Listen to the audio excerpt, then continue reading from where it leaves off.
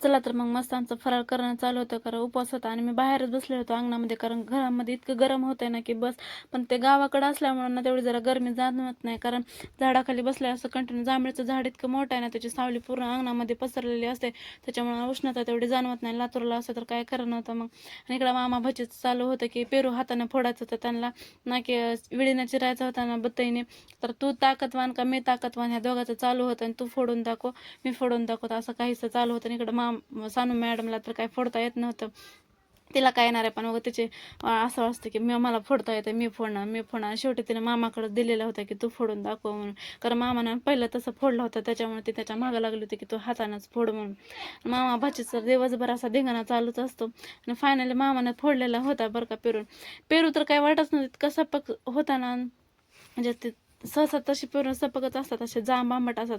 Final मामाने फोडलेला होता. तर मस्त आमचा फराळ वगैरे झालेलं होतं.